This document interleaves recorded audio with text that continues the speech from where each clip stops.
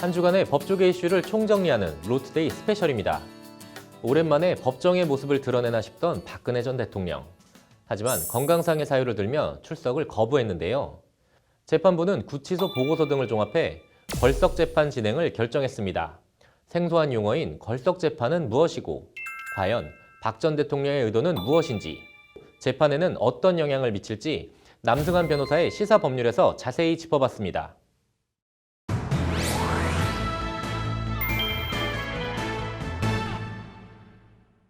네, 앞서 리포트에서 전해드렸는데 박근혜 전 대통령 재판부가 재판정에 출석하지 않은 박 전 대통령에 대해 걸석 재판으로라도 재판을 이어가겠다는 뜻을 밝혔습니다. 남승환 변호사의 시사법률 걸석 재판 얘기 해보겠습니다.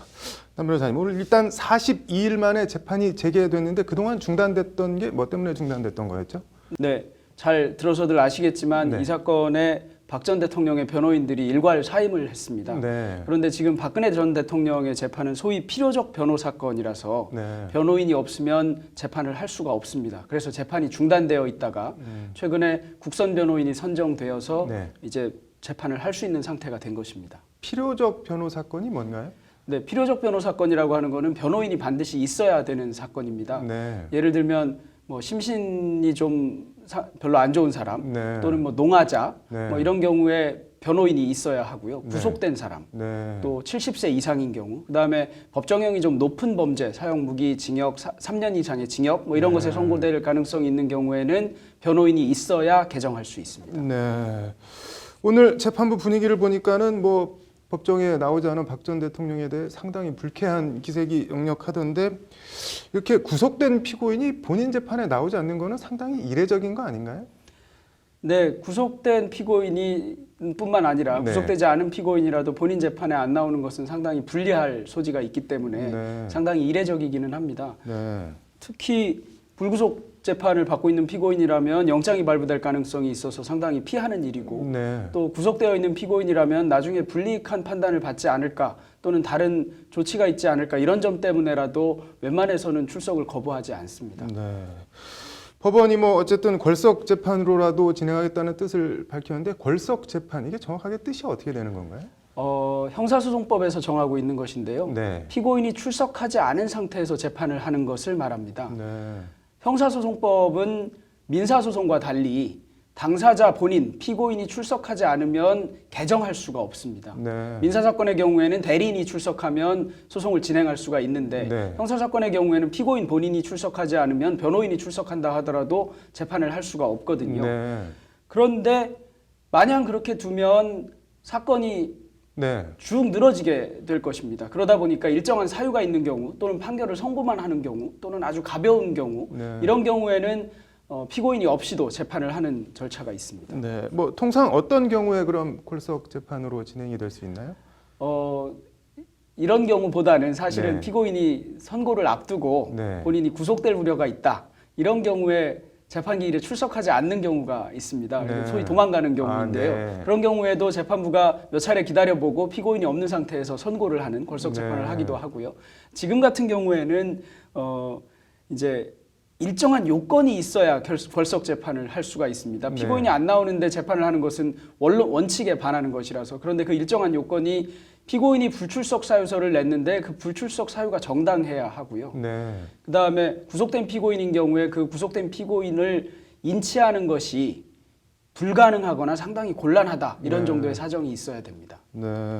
그럼 뭐 박근혜 전 대통령은 여기에 해당이 지금 되는 건가요? 어떤가요? 지금 재판부에서 얘기한 바에 따르면 재판부는 박근혜 전 대통령이 제출한 불출석 사유서는 정당한 사유가 아니다, 이렇게 네. 얘기를 했고요. 그다음에 보도된 바에 따르면 서울구치소에서 인치가 불가능하다는 의견서를 제출한 것으로 나와 있습니다. 네. 그런 점에 비추어 보면 두 가지 요건을 모두 갖추어 놓고 있는 것으로 보입니다. 두 가지 요건이라는 게? 정당한 사유가 있어야 하고요. 네. 그다음에 인치가 곤란하거나 불가능한 사정이 있어야 됩니다. 그러면은 이 박 전 대통령에 대해서 걸석 재판을 진행하게 되면은 이게 재판 효력이 있는 건가요? 어떤 건가요? 네, 재판 효력이 있을 것 같습니다. 네. 걸석 재판을 한 경우와 관련해서 대법원 판례가 하나 있는데요. 네. 피고인이 그 해당 재판부, 항소심이었는데 고등법원 재판부에 재판부를 기피 신청하고 그날 공판기일에 출석하지 않습니다. 사안이 네. 한참 진행된 뒤인데 네. 재판부가 보기에는 그 기피 신청이 이유가 없다고 봤습니다. 네. 그러면 이제 출석하지 않겠다고 하는 사유가 정당하지 않다는 요건이 인정된 것이고요. 네.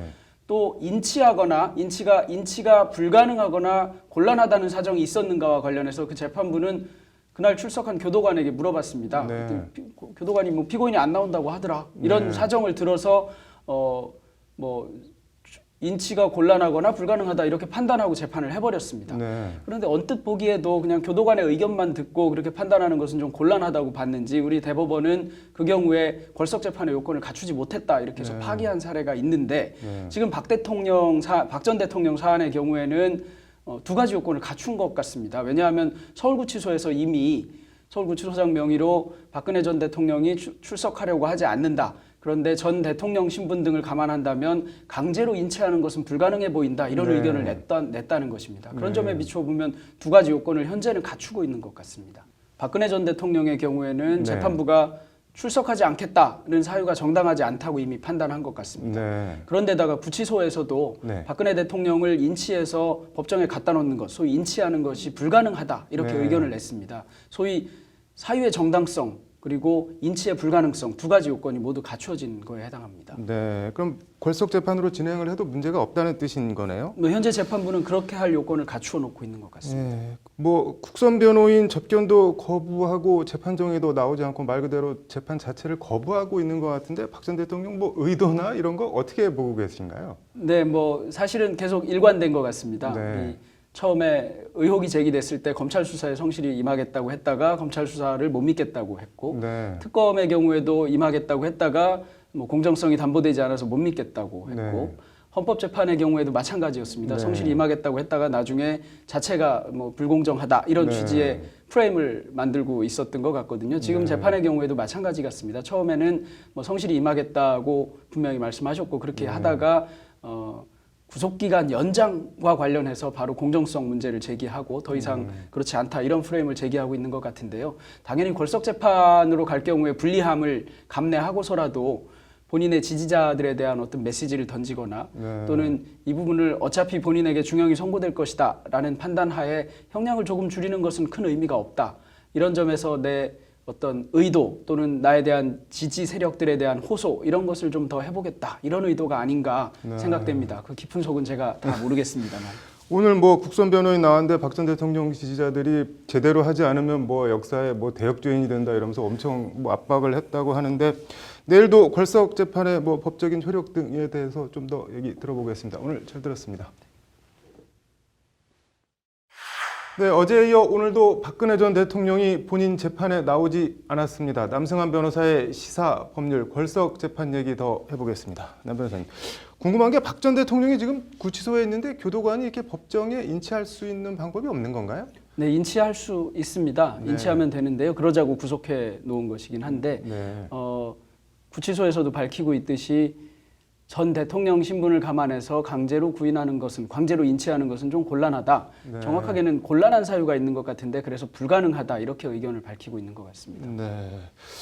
박 전 대통령 걸석 재판, 통상 걸석 재판을 재판부가 선언하면 어떤 식으로 진행이 되는 건가요? 이제 어제 말씀드린 요건을 갖추었다는 전제하에 네. 걸석 재판을 하겠다면 재판부는 검사와 변호인에게 의견을 물어봅니다. 네. 검사와 변호인의 의견을 들은 뒤에 반드시 그것에 따라야 하는 것은 아니지만 의견을 네. 물어보고요. 네. 의견을 물어본 뒤에 이제 걸석 재판으로 진행하겠다 이렇게 하면 그때부터는 피고인만 없을 뿐 완전히 동일한 절차가 그대로 네. 진행됩니다. 피고인 입장에서는 본인을 변호할 기회를 스스로 포기하게 돼서 어쨌든 본인한테 불리한 거 아닌가요? 네. 재판부가 출석하는 피고인에게 항상 하는 말이 출석하지 네. 않으면 걸석 재판을 할 수 있고 그 경우 피고인에게 불리할 수 있다 이런 얘기를 합니다. 네. 그런데 원론적으로만 따지면 피고인에게 형을 가중하거나 이렇게 할 수는 없으니까 원론적으로는 뭐 딱히 불리하다 이럴 것은 없습니다. 그렇지만 실무적으로는 불리합니다. 왜냐하면 네. 재판부로서는 그 재판부에서 형을 감경해주는 장량 감경이라고 하는 것을 네. 하는데요. 그런 것도 할 수가 없고 네. 또 쉽게 말해 재판에 협조하지 않는 피고인이 썩 좋아 보이지가 않을 것입니다. 그런 네. 이제 아주 현실적인 이유도 작용하게 됩니다. 뭐 쉽게 얘기하면 재판부에 미운 털이 박힌다 뭐 그런 말씀이신가요? 네, 그렇습니다. 예. 박 전 대통령도 이런 점을 모르고 있지는 않을 텐데 그럼에도 어쨌든 이런 상황을 지금 본인이 자초를 하고 있는 거잖아요. 어떻게 보면은. 네. 뭐 이유나 배경이 어떻게 될까요? 박 전 대통령 본인에게 불리하게 돌아가는 것은 당연히 인지하고 있을 것입니다. 네. 그 불리하게 돌아가는 이유는 아까 얘기한 대로 본인이 나와서 법정에서 본인을 스스로 변호하지 않으니까 재판부로서는 무슨 사정이 있는지 잘 살피지 못하는 것도 있고 네. 법률적으로 장량간경 못하는 것 아까 있고 네. 또 뭐 약간 재판부에 미우털이 보이는 점 이런 점도 있는데요. 네. 그럼에도 불구하고 이렇게 하는 이유는 어제 말씀드린 바와 마찬가지일 것 같습니다. 그까짓 네. 거 조금 더 분리해봐야 큰 틀에 영향이 없다 이런 네. 생각인 것 같고요. 그리고 네. 지금 이미 이 재판의 공정성에 시비를 걸고 있는 상황이라면 네. 나중에 나는 걸석인 상태에서 재판을 했기 때문에 원심 재판부가 상세하게 사정을 살피지 못한 점이 있다 이런 점도 들으려고 할 것 같고요. 네. 뭐 여러 가지를 고려하고 있는 것 같습니다. 그런 경우에는 저기 2심을 거쳐서 대법원에 올라가면은 이른바 뭐 법리 오해 이런 걸 가지고도 다툴 여지가 더 생기게 되나요? 어떤가요? 일단 걸석 재판의 사유가 있었는가와 네. 관한 항소 이유와 상고 이유를 만들 수 있을 것 같습니다. 네. 이 걸석 재판 관련 사유는 아까도 말씀드렸듯이 상고 이유가 됩니다. 법률적 네. 쟁점에 관한 네. 것이니까요. 그리고 쟁점 자체가 지금 워낙 많아서 항소심 이외에 상고심에 갈 수 있는 법률적 쟁점은 상당히 많이 가지고 있습니다. 네. 뭐 그런 소위 바둑둘 때 뭐 팩감을 만든다 하는 네. 어떤 거리를 하나 만드는 것일 수도 있고요. 네. 뭐 여러 가지 전략적 판단을 할 수도 있는 것 같습니다. 다만 네. 걸석 재판은 피고인에게 불리한 것은 분명합니다. 네, 뭐 총론적으로 박 전 대통령 걸석 재판 어떻게 진행되고 뭐 결과를 전망해 본다면은 어떨까요? 이 상태로 이제 재판이 진행되면 구속 만기 전에 판결을 선고할 것 같습니다. 네. 다만 대통령까지 지내신 분이 이런 방식으로 재판을 하는 것은 상당히 좋아 보이지는 않는다는 것입니다. 네. 전 대통령이 재판에 임하는 자세라면 당연히 실체적 진실을 규명하는 사법부의 사법 권능에 협조하는 것이 맞습니다. 네. 그러니까 사법부로서는 이런 사법부를 무시하는 절차에 대해서도 지금 불쾌할 수밖에 없는 것이고요. 네. 아주 작은 문제로 보면 재판을 이렇게 지연하거나 또는 불출석함으로써 재판 일정이 굉장히 차질을 빚고 네. 있습니다. 예를 들면 어제 같은 경우에도 증인으로 출석했던 증인들이 그대로 돌아갔고요. 네. 그런 경우에 재판부가 그 증인들을 그냥 바로 다시 불러서 재판할 수 있는 것이 아닙니다. 이미 네. 재판 일정이 촘촘히 잡혀 있기 때문에 그 증인들을 나중에 다시 불러서 소환해야 하는데 재판부로서는 증인들에게도 미안한 일이고요. 네. 그리고 그렇게 일정이 지연되면 마찬가지로 재판을 받고 있는 다른 공범인 피고인들의 재판에도 영향을 미치게 됩니다. 네. 이런 점을 고려하면 두 가지 측면에서 크게 잘못을 하고 있다고 보이는 건데요. 네. 하나는 아주 대의적인 측면에서 이런 실체적 진실을 규명하고 이런 것에 협조하지 않는 문제가 있는 것이고 작은 문제로는 본인의 이익을 위해서 다른 사람들이 지금 굉장히 희생을 하고 있다는 겁니다. 재판에 관여하는 재판관, 뭐 거기 참여하는 속기사, 네. 뭐 이런 뿐만 아니라 변호인, 증인, 재판 관여자가 모두 그 일정을 포기하거나 이런 문제를 만들고 있는 것입니다. 네. 뭐 박근혜 전 대통령 본인 뇌물 혐의 재판을 객관적 사실이나 뭐 법리 다툼이 아닌 일종의 어떻게 보면 정치 보복 이런 프레임 같은 걸 만들어서 법률 문제가 아닌 정치 문제로 좀 치환해 보려는 것 같은데 왠지 자승자박 이 네 글자가 떠오르네요. 남 변호사님 오늘 잘 들었습니다. 사람을 죽이고도 일정 기간이 지나면 처벌할 수 없게 되는 공소시효. 지난 1995년 길 가던 초등학생에 황산을 뿌려 아이를 죽게 한 대구 태완이 사건으로 살인죄 공소시효 폐지 여론이 들끓었습니다. 그 결과 지난 2015년 태완이법이 제정됐습니다. 이에 따른 대법원의 첫 확정 판결이 나왔는데 김수현 변호사의 이슈 속 법과 생활, 공소시효 얘기 준비했고요. 칼로 물베기라는 말로는 이제 더 이상 덮어지지 않는 가정폭력, 그리고 본질이 같은 데이트폭력. 유정은 변호사가 가정폭력과 데이트폭력에 대한 대응 방안을 알려드립니다. 김수현 변호사의 이슈 속 법과 생활, 유정은 변호사의 뉴스와 법 차례로 보시겠습니다.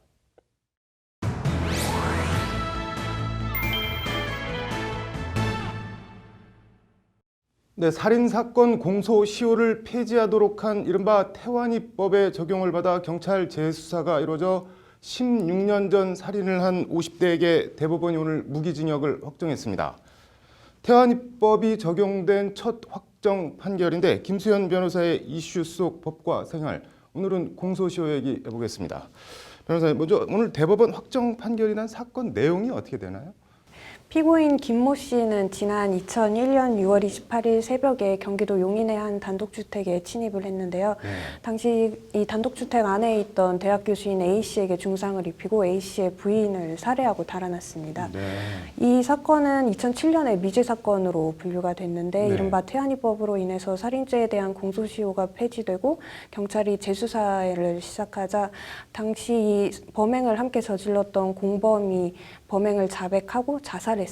그리고 강도 살인 혐의로 구속 기소된 김모 씨에 대해서 이번에 대법원이 최종 선고를 한 것입니다. 네. 무기징역이었죠, 오늘 나온 형량이? 네, 그렇습니다. 뭐 양형 사유 같은 게 어떻게 되나요? 1심하고 2심 법원은 이 피고인이 가석방 기간에 범죄를 저질렀고 또 피해자 유족들이 계속해서 엄벌에 처할 것을 요구하고 있다는 점을 이유로 무기징역을 선고했고요. 대법원도 원심 판결과 동일하게 그대로 확정을 했고 그리고 20년 전자발찌 부착 명령도 그대로 확정되었습니다. 네. 태완이법 적용 첫 확정 판결이라고 하는데 태완이법이라는 이름은 어떻게 해서 나온 건가요? 혹시 기억하실지 모르겠는데 지난 1995년에 대구의 한 길거리를 지나가던 초등학생인 고 김태환 군에게 어떤 누군가가 황산을 뿌려서 전신 3도 화상을 입고 결국 49일 만에 숨진 사건이 있었는데요. 목격자도 없고 관련 증거도 없어서 결국 미제 사건으로 분류됐다가 피해자의 아버지가 이웃에 살던 한 남성을 피의자로 지목을 해서 수사가 진행이 되었는데 결국 불기소 처분이 내려졌습니다. 그래서 이 고 김태환 군 사건은 결국 공소시효가 도과된 사건으로 끝이 났는데요. 이 사건을 계기로 전국적으로 살인죄에 대한 공소시효를 폐지해야 된다는 주장이 일르게 되었고 결국 2015년 7월에 형사소송법 관련 규정을 신설해서 이 살인죄에 대한 공소시효를 폐지하는 규정을 신설하였습니다. 그 전에는 살인죄 공소시효가 어떻게 됐나요? 기존의 일반 살인죄에 대한 공소시효는 25년이었습니다. 그런데 이것도 2007년에 개정이 돼서 25년이 된 것인데요. 2007년 이전에는 15년이었습니다. 공소시효가 지난 범죄는 그럼 수사나 재판을 할 수가 없는 건가요? 네, 공소시효가 지난 사건에 대해서는 검사가 공소제기를 할 수가 없고 또 공소제기가 되더라도 법원은 어떤 사건에 대한 실체적인 판단 없이 면소 판결을 하게 됩니다. 네. 궁금한 게 흉악한 범죄를 저질렀는데 어쨌든 뭐 일정한 시간이 지나면은 처벌을 할 수 없도록 하는 이 공소시효 이런 건 애초에 왜 만들어진 건가요? 사건이 발생하고 시간이 오래 지남에 따라서 관련 목격자들의 진술의 신빙성이 떨어진다거나 또 관련된 증거를 판단하기 곤란하다는 이유도 있고요. 또 사건이 발생한 이후에 생겨난 사실관계를 존중한다는 어떤 법적 안정성을 도모하고 또 현실적으로는 각종 너무 많은 미제 사건을 다 수사할 수사 인력이 부족하다는 점 등이 있습니다. 살인죄 말고도 공소시효가 배제되는 다른 범죄가 더 있나요? 대표적으로는 내란 외환죄나 13세 미만의 자에 대한 성범죄는 공소시효가 배제가 됩니다. 네. 뭐 다른 거 뭐 더 공소시효 폐지해야 된다 뭐 이런 목소리가 나오는 범죄가 더 있나요? 네, 말씀드렸다시피 13세 미만 또는 뭐 정신적 장애가 있는 사람에 대한 성범죄는 현행법상 공소시효가 배제가 되는데요.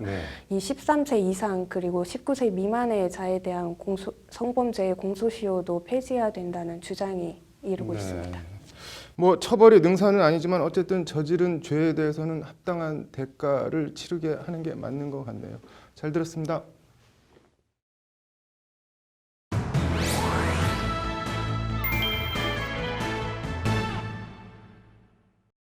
최근 트위터 등 SNS를 중심으로 강남 이혼 소송남 살인 사건이라는 해시태그를 달며 강력한 처벌을 촉구하는 운동이 확산되고 있습니다. 유정훈 변호사의 뉴스와 법, 오늘은 가정폭력에 대해 이야기 나눠보겠습니다. 어서 오십시오. 안녕하세요. 네, 반갑습니다. 누리꾼들이 강남 이혼 소송남 살인 사건 이렇게 해시태그 운동을 벌이고 있다고 하는데 어떤 사건입니까? 네, 이혼 소송 조정 중에 부인이 살고 있는 강남의 한 빌라로 찾아가 준비한 흉기로 수차례 찔러 부인을 살해하는 살인 사건이 벌어졌습니다. 예, 남편은 경찰 조사 과정에서 우발적으로 저지른 범행이다라고 변명을 하고 있습니다. 예, 그렇지만 범행 전에 남편이 경찰로부터 조사를 받고 있다는 사실이 알려지면서 예. 예, 피해자 보호에 경찰이 너무 미온적으로 대처한 것이 아니냐라는 논란이 일고 있습니다. 그렇군요. 부부싸움은 칼로 물베기다 이런 말이 있었는데 이제 정말 옛말이 된 것 같습니다. 네. 뭐 그야말로 칼로 사람 베기 사건이라는 생각이 드는데 가정폭력과 관련한 통계 같은 게 혹시 있을까요? 네, 경찰청에서 발표한 가정폭력 현황 자료에 따르면 네. 2015년에 가정폭력 피해자만 4816명에 이릅니다. 뭐 그중 여성은 31,463명, 남성은 5,329명이고요. 2016년의 경우 각각 39,019명, 6,512명에 이르게 됩니다. 예. 뭐 공식적인 통계에 잡힌 피해자만 수만 명에 이르는 것을 보면 우리 사회에 가정폭력이 만연한 것이 아닌가 싶습니다. 뭐 그렇지만 가해자가 구속된 경우는 전체의 1%인 네. 1,327명에 불과했습니다. 뭐 일률적으로 말할 수는 없지만 네. 가정폭력으로 조사를 받은 사람 대부분이 불구속 수사와 재판을 받으면서 경하게 처벌되는 경향이 있습니다. 그렇군요. 통상 폭행 사건보다 좀 경미하게 처리가 되는 경향이 있는 것 같습니다. 네. 혹시 그 이유나 배경 같은 게 있을까요? 네, 피해 변상이 이루어지고 합의가 된다면 선처를 받는 경우가 있습니다. 가정폭력의 경우도 이런 사례 때문인데요. 네, 이혼을 하지 않는 한 같이 살아야 하는 상황 때문에 합의가 잘 이루어지다 보니 경미하게 처벌되는 것이 사실입니다. 네, 수사기관이 적극적으로 대처하기보다는 가정사라는 이유로 미온적으로 대처하는 것이 또 주된 요인입니다. 네, 경찰이 뭐 부부싸움이다, 가정폭력이다, 뭐 집안일이니까 잘 알아서들 해결하시라, 뭐 이렇게 대처를 한다는 거죠. 네, 그런 경향이 있는 것이 사실입니다. 가정폭력으로 신고를 하자 경찰이 남자의 자존심을 건드니 이런 일이 있는 것이다. 나도 맞고 자랐다.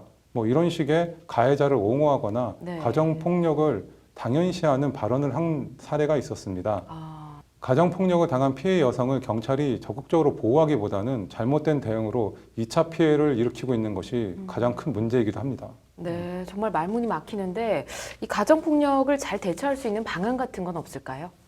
네, 일단 검사는 가정폭력이 재발할 위험이 있는 경우에 경찰의 신청이나 직권으로 법원에 격리 등의 임시조치를 취할 수가 있습니다. 네.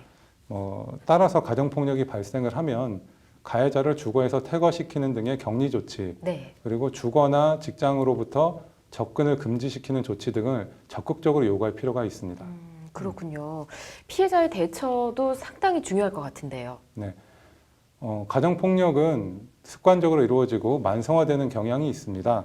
이렇기 때문에 피해자도 적극적으로 대처를 하는 것이 중요합니다. 네. 가정폭력 전문가들은 가해자가 폭력을 정당화시키지 못하도록 초기에 자신의 잘못을 정확하게 인식시키는 것이 가장 중요하다고 지적하고 있습니다. 네, 알겠습니다. 가정폭력은 가정일이 아니라 폭력임을 이 피해자, 가해자, 수사기관도 모두 잘 알아서 2차, 3차 피해가 일어나지 않도록 해야 될 것 같습니다. 네. 자, 오늘 말씀 잘 들었습니다. 10명의 아이를 낳았으면서도 제대로 학교에도 보내지 않고 심지어 출생신고도 하지 않은 부모. 아동학대 문제를 해결하기 위한 보편적 출생등록제도에 대해 알아봤습니다. 건설 현장에서 1년 이상 힘든 일을 했는데도 1년 퇴직금이 84만 원. 직장인 평균 퇴직금의 4분의 1도 되지 않은 건설 노동자들의 퇴직금 실태와 대안에 대해 짚어봤습니다. 이슈 플러스 함께 보시죠.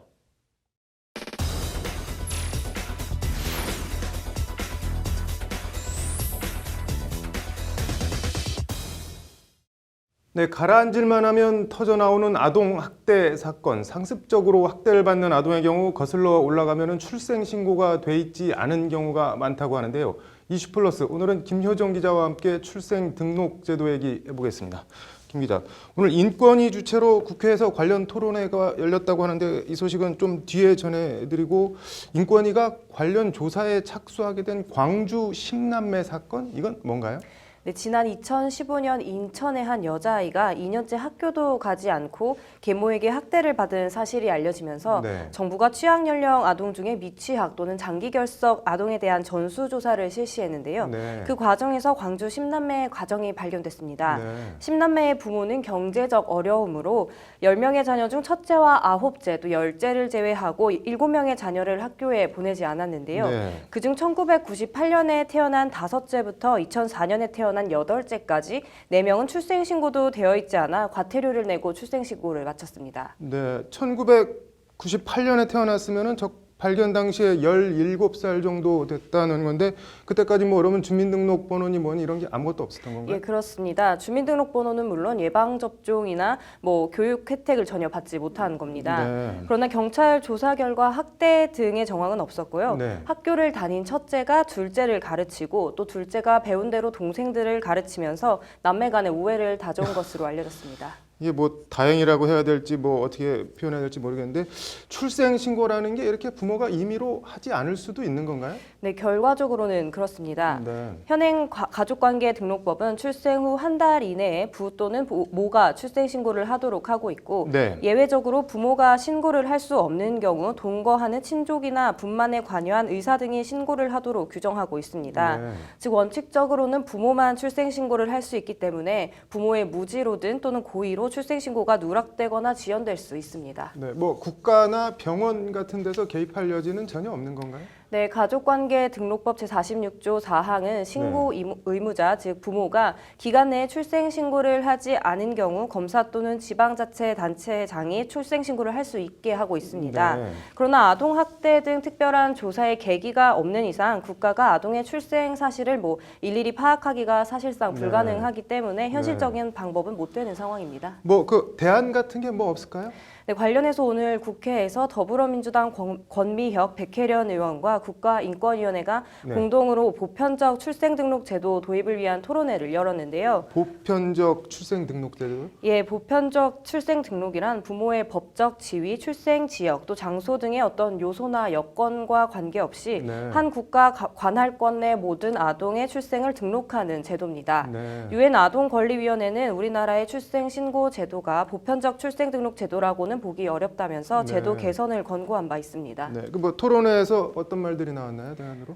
네, 현행 출생신고에 대안으로 19대 또 20대 국회에서 논의된 출생통보제도 도입이 대안으로 제시됐는데요. 네. 출생통보제도란 아동이 출생한 의료기관이 출생 사실을 출생등록 담당 공무원이나 또 건강보험심사평가원에 먼저 통보하고 네. 후에 부모가 신고를 하도록 하는 방안입니다. 네. 이 출생통보제를 도입할 경우 출생신고의 누락 및 아동인권 침해를 예방할 수 있다는 장점이 있는 반면에 네. 미혼모 등 출산 사실을 기록에 남기고 싶어하지 네. 않는 경우 병원에서의 출산 자체를 기피하는 문제점이 생길 수 있다는 점이 있습니다. 네, 뭐 미혼모 등 프라이버시 문제가 얽혀 있긴 하지만 아동 학대 방지 차원에서 어떤 식으로든 대안 마련은 필요해 보이네요. 오늘 잘 들었습니다. 네, 민주노총 건설 노조원들이 지난 28일 마포대교를 점거하고 시위를 벌여 퇴근 시간에 한바탕 난리가 났는데요. 경찰은 불법 집회로 보고 관련자들을 사법 처리하겠다는 입장입니다. 건설 노조원들이 시위를 벌인 이유, 이슈플러스 김효정 기자와 함께 알아보겠습니다. 김 기자, 건설 노조원이면 뭐 비속어 표현이긴 하지만 노가다라고 보통 불리는 노동자들인데 이분들이 집회를 하는 것 자체가 상당히 이례적인 거 아닌가요?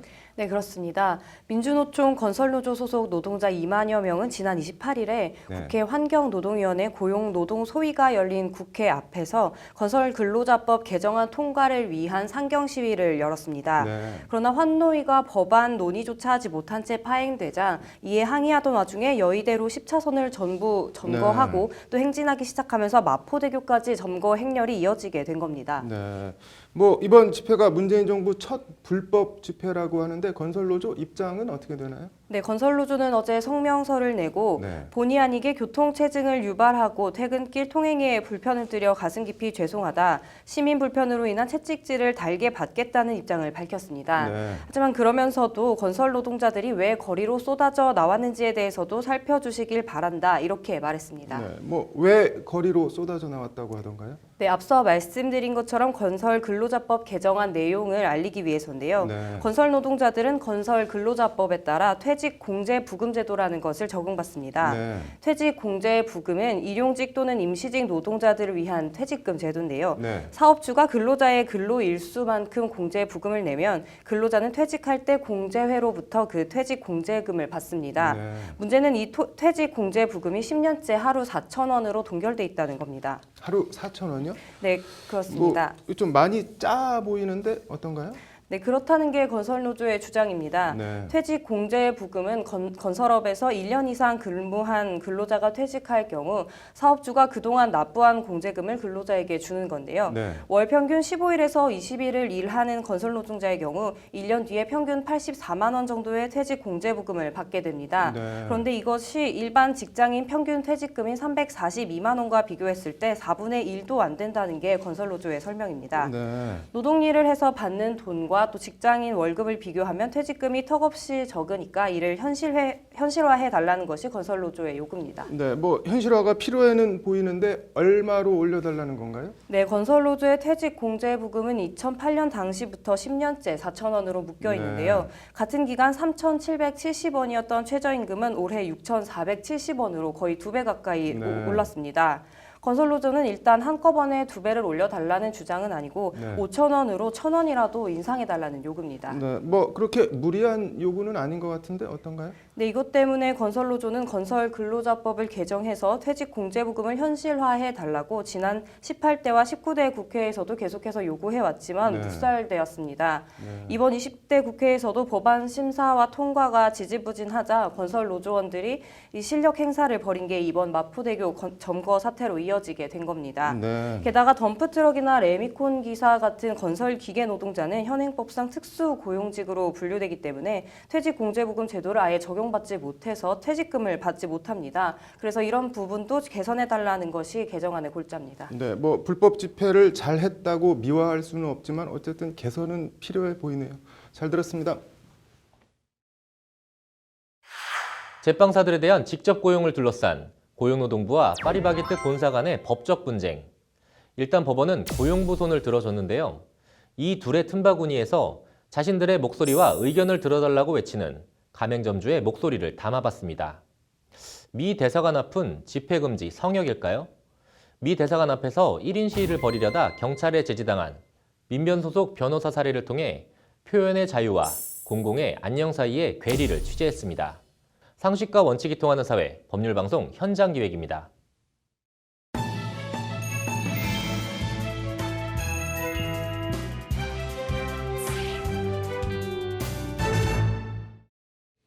말도 많고 탈도 많은 파리바게뜨 제빵사 직접 고용 문제. 핵심 당사자면서 고용부와 파리바게뜨 본사 중간에 끼어 있는 점주들은 어떤 입장인지. 상식과 원칙이 통하는 사회, 법률방송 현장기획 이철규 기자가 점주들의 목소리를 들어봤습니다. 웬만한 번화가엔 하나씩 들어서 있는 파리바게뜨. 전국의 파리바게뜨 가맹점주 2,368명이 제빵사 본사 직접 고용에 반대한다는 내용의 탄원서를 어제 고용노동부에 제출했습니다. 전국 3,300여 가맹점주의 70%가 이 탄원서에 이름을 함께 올렸습니다. 점주들이 본사 직고용에 반대하는 가장 큰 이유는 본사가 직접 고용하면 어떻게 되든 인건비가 상승할 테고 자기 주머니에서 나가는 돈도 더 늘어난다는 겁니다. 직고용되면 인건비가 많이 올라가게 되니까 뭐 그런 것 때문에 어차피 지금도 같이 점주가 부담하고 있는데 그 부담하는 게 더 늘어나겠죠? 이게 다 어떻게 되면은 점주들 부담으로 돌아와요. 이와 함께 제빵사들을 본사가 직고용에 직접 관리할 경우 이런저런 업무 지시나 간섭이 늘어나는 점도 신경을 안 쓸래야 안 쓸 수 없는 부분입니다. 본사의 지침을 따르다 보면은 또 부담이 더 될 수가 있죠. 그런 부담이 생길 수가 있지. 직접 고용하면은 지시를 본사에서 받으니까. 30곳이 넘는 파리바게뜨 가맹점주와 통화해봤지만 본사 직고용에 흔쾌히 찬성 입장을 나타낸 점주는 단 한 명도 없었습니다. 사회적 약자 파견직, 이른바 을이라는 제빵사를 사이에 두고 고용노동부와 파리바게뜨 본사 힘겨루기에 애꿎은 점주들만 소가리를 하고 있다는 불만과 피해의식이 상당했습니다. 이 때문에 일부 점주들은 마음대로 하라거나 아예 자신들이 제빵사들을 직접 고용하겠다는 냉소적인 반응까지 보였습니다. 저 안 되면 저는 직접 고용할 거예요. 그렇다고 뭐 제가 딱히 뭐 안 한다고 할 수도 없는 거고 돌아가는 대로 해야지 뭐. 제빵사만 을이고 먹고 살기 위해 가게 하나연 자신들은 을이 아니냐는 항변. 소송도 좋고 가처분도 좋고 다 좋은데 문제 해결 과정에 자신들의 목소리를 들어주고 반영해달라는 것이 대부분 점주들의 한결같은 하소연입니다. 법률방송 이철규입니다. 네, 이런저런 사연과 이유로 거리에서 홀로 피켓을 들고 서 있는 1인 시위, 익숙한 풍경인데요. 미 대사관 앞에서 1인 시위를 벌이던 현직 변호사가 경찰에 제지를 당하는 일이 벌어졌습니다. 이 변호사는 국가인권위원회에 진정을 냈고 이에 대한 인권위 결정이 오늘 나왔습니다. 상식과 원칙이 통하는 사회 법률방송 현장기획 장한지 기자가 표현의 자유와 공공의 안녕 사이 그 간극에 대해 취재했습니다. 서울 광화문 광장과 정문을 마주하고 있는 주한 미국 대사관. 유난히 바람이 많이 부는 오늘 미 대사관 앞에 한 중년 여성이 마스크를 쓰고 피켓을 들고 서 있습니다. 피켓엔 No War, 전쟁은 안 된다고 써 있습니다. 북한 미사일 관련 강경 대응 기조를 보이고 있는 트럼프 미 대통령에 대해 1인 시위를 벌이고 있는 겁니다. 어떻게든 평화적으로 이 위기를 좀 건너가길 바라는 마음에서 대사관 앞에서 1인 시위하고 있습니다. 그런데 기자가 취재하는 도중 느닷없이 경찰이 다가와 촬영을 제지합니다. 잠시만. 우리나라 테러 위험도 있기 때문에. 지난해 2월 민변 소속 하주희 변호사도 미 대사관 앞에서 사드 배치에 반대하는 1인 시위를 벌이려다 비슷한 이유로 경찰에 제지를 당했습니다. 작년 2월에 처음에 이제 사드 관련 기구 만들고 할 때 이제 저희가 1인 시위를 미 대사관 앞에서 하려던 것에 대해서 경찰이 거기서는 할 수 없다라고 하고 밀어낸 사건. 하주희 변호사는 인권위에 표현의 자유를 침해당했다며 진정을 냈습니다. 인권위 조사에서 경찰은 주변에 다른 변호사가 5명가량 있었다, 사진을 찍는 등 사실상 행동을 같이 했기 때문에 1인 시위를 빙자한 불법 집회였다라고 주장했습니다. 경찰은 또 외교 공관 바로 앞에서 외교 사절을 모욕할 위험이 있는 시위를 하는 것은 빈협약에 어긋난다고 설명했습니다. 인권위는 그러나 오늘 미 대사관 정문 앞 1인 시위를 제한하는 것은 표현의 자유 침해라며 통행에 방해되지 않는 범위 내에서 최대한 보장하라고 경찰에 권고했습니다. 같은 단체 소속 회원들이 1인 시위를 촬영했다고 해서 불법 집회라고 보기 어렵다. 당시 경찰권을 즉시 발동해 제재할 만큼 공공의 안녕과 질서에 반하는 구체적 위법 행위가 있지도 않았다는 것이 인권위 판단입니다.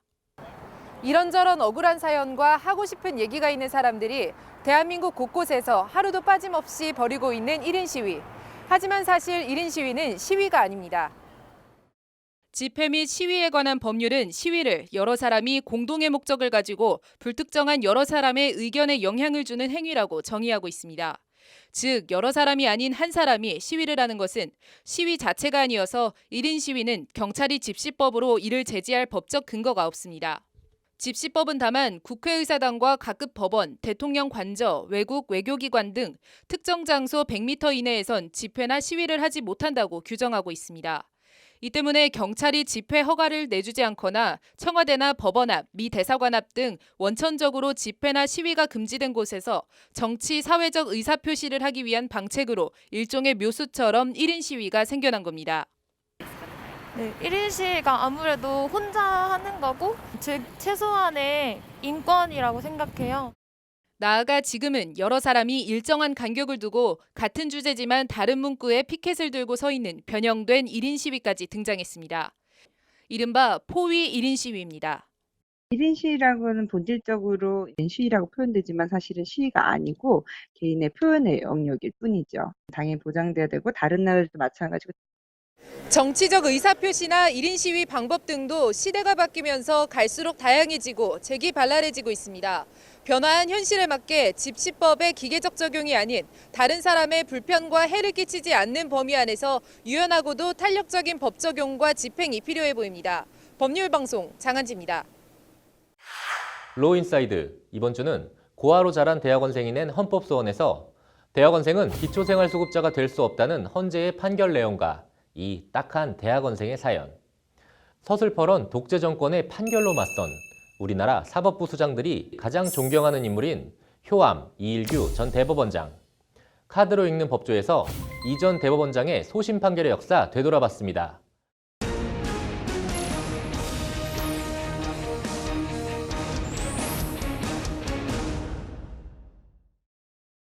네, 오늘 러 인사이드는 저희 법률 방송이 단독 취재한 얘기입니다. 대학원생은 기초생활 수급자 대상에서 원천 배제된다고 하는데 헌재가 이 관련 조항에 대해서 오늘 합헌 결정을 내렸다고 합니다. 어떤 내용인지 러 인사이드 이철규 기자 나와 있습니다.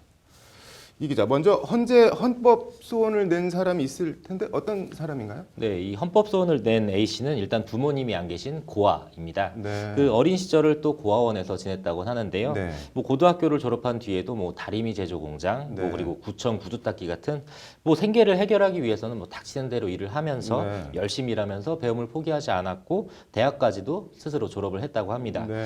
이 청년은 또 자신처럼 소외되고 뭐 어려운 그 경제적으로 어려운 사람들에게 좀 법률적으로 도움이 되는 법조인이 되고 싶다 이런 꿈을 가지고 네. 현재 모 대학교 그 법학과 석사 과정을 밟고 있는데요. 네. 문제는 이 청년이 로스쿨 진학을 선택하면서 불거졌습니다. 네, 뭐 아주 착실하고 건전한 청년인 것 같은데 뭐가 문제가 된 건가요? 네, 결국은 뭐 경제적인 문제로 귀결되는데요. 네. 현행 국민기초생활보장법에 의하면 네. 제15조에 자활근로라는 것을 규정하고 있습니다. 네. 뭐 요약하면 만 18세에서 64세까지의 성인은 일단 일정 시간 이상 그 근로를 해야만 그 조건부로 수급비를 받을 수 있도록 하고 네. 있는데요. 예외 조항으로는 국민기초생활보장법 시행령의 8조에 조건부 수급자 중에 대학생은 또 제외를 해주고 있습니다. 네. 그러니까 대학생의 경우는 정해진 시간만큼 일을 안 해도 뭐 형편이 어려우면은 수급비를 받을 수가 있는데 네. A 씨는 이 규정에 따라서 대학교까지는 이 수급비를 받았는데 네. 대학원에 진학해서 로스쿨 준비를 하다가 보니 대상에서 또 제외가 됐고 네. 또 돈이 있는 것도 아니어서 결국은 또 학업을 포기하게 되는 상황에 또 몰렸습니다. 네. 그래서 이 A 씨는 뭐 자신은 대학 때와 상황이 달라진 게 없는데 뭐 대학원생이라고 무조건 기초생활수급자에서 제외하는 것은 헌법 제11조에 규정된 평등권을 침해하는 것이라면서 헌법 소원을 냈습니다. 네, 뭐 이 청년의 의도를 곡해하는 건 아니지만 어떻게 거꾸로 보면은 그러면은 기초생활 수급비를 받기 위해서 대학원에 갈 수도 있는 거 아닌가요? 이렇게 보면? 네, 이 청년의 경우는 좀 다른 특징이 있는데요. 바로 네. 앞서 말씀드린 고아라는 점입니다. 네.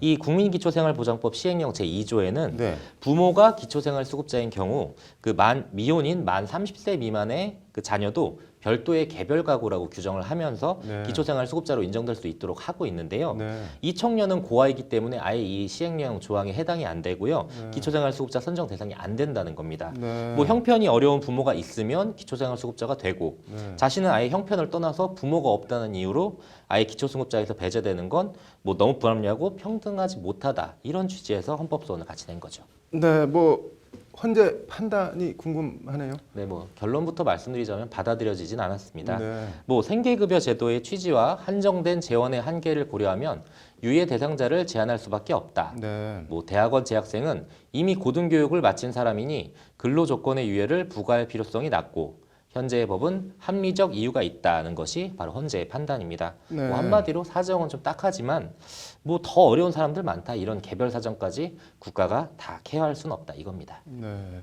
그럼 대학원생은 무조건 기초생활 수급자 대상에서 제외가 되는 건가요? 일단 뭐 헌재의 판단은 그렇습니다. 네. 뭐 관련해서 헌재가요. 네. 뭐 기초생활보장법에 대학원에 재학 중인 사람과 부모에게 버림받아 부모를 알 수 없는 사람을 법에 따로 규정할 필요는 없다 이렇게 밝혔는데요. 네. 그럼 뭐 이 청년은 학업과 생계를 병행할 방법이 전혀 없는 건가요? 뭐 아주 없지는 않은데 현실적으로는 좀 어렵습니다. 네. 뭐 일단 로스쿨에 입학을 해서 장학금을 받고 다닌다는 가정하에 행정소송을 제기해서 뭐 근로유예 결정을 받아서 기초생활수급자에 선정되는 방법이 있는데요. 현실적으로는 쉽지 않다는 게 안타깝네요. 네, 안타깝네요. 어떤 수가 좀 났으면 좋겠네요. 잘 들었습니다.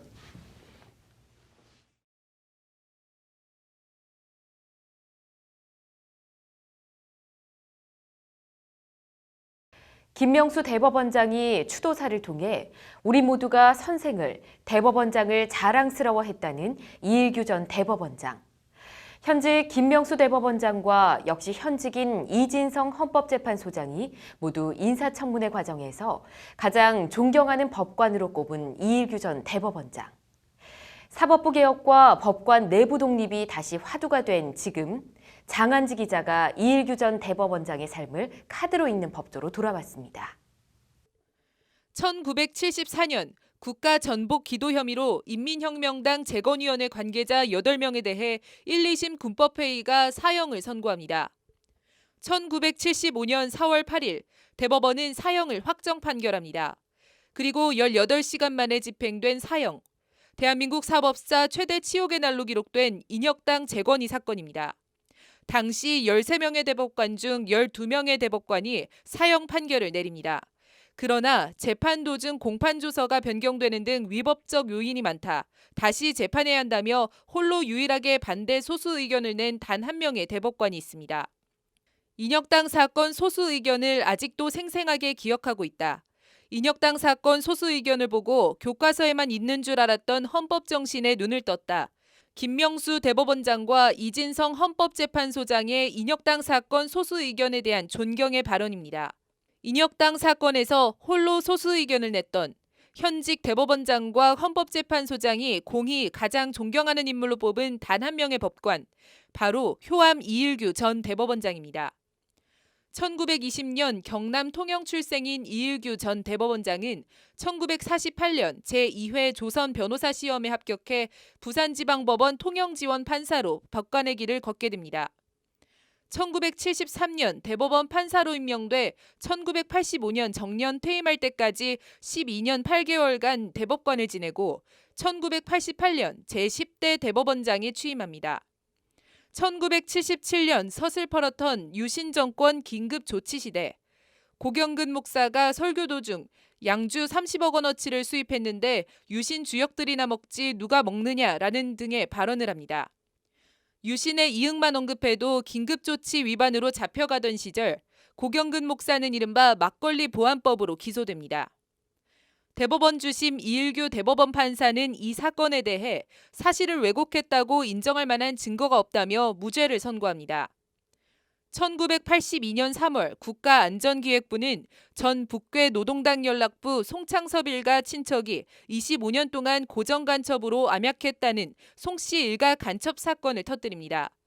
1, 2심은 모두 유죄를 선고합니다. 대법원 주심 이일규 대법관은 그러나 핵심 증거가 피의자 신문조서뿐이고 나머지는 정황 증거에 불과하다며 무죄 취지로 사건을 파기환송합니다.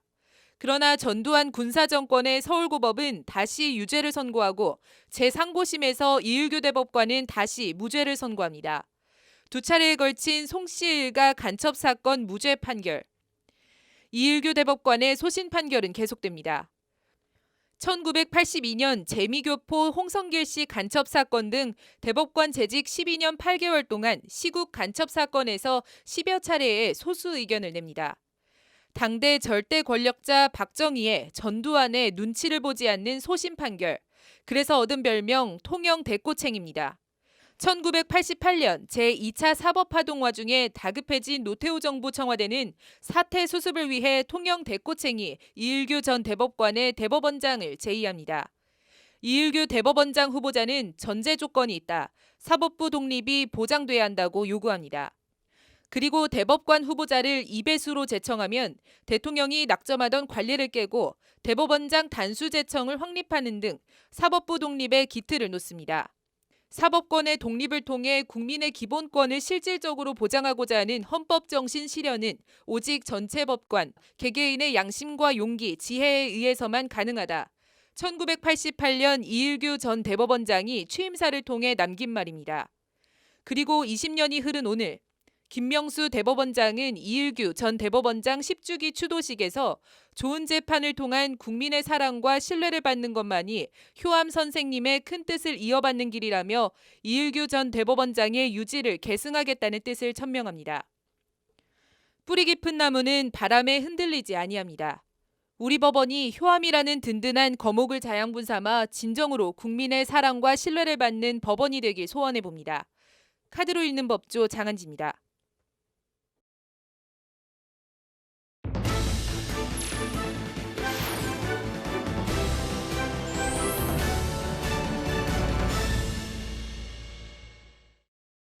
고용노동부의 파리바게뜨 제빵사 본사 직접 고용 명령을 둘러싼 법정 다툼과 논란이 점입가경으로 치닫고 있습니다. 얼마 전 제빵사들이 본사 직접 고용 포기각서라는 것을 파리바게뜨에 집단 제출한 일이 있었는데요. 오늘 파리바게뜨 노조가 파리바게뜨 본사에 속아서 각서를 제출한 것이라며 확인서를 철회해달라는 기자회견을 열었습니다. 전국 화학섬유식품산업노동조합 파리바게트 지회와 시민사회단체들이 오늘 정오 서울 양재동 SPC 본사 앞에서 기자회견을 열었는데요. 이들은 허위 사실에 의한 기망과 강압으로 작성된 직접 고용 포기 확인서는 원천 무효라며 이에 철회를 요구했습니다. 이들 파리바게트 지회 관계자들의 주장은 이렇습니다. 파리바게트 측에서 직접 고용해도 어차피 불법이다.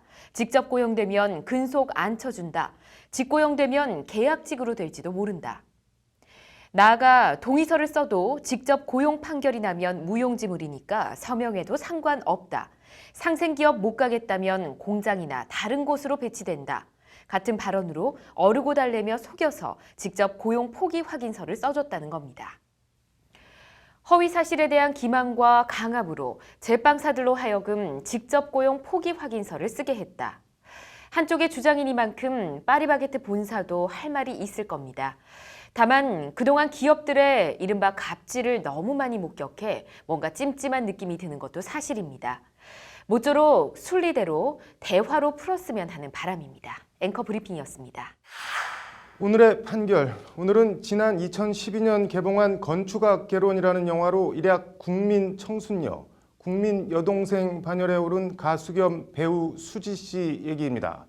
연예인에 대한 모욕적 댓글, 모욕죄에 대한 법원 판단입니다.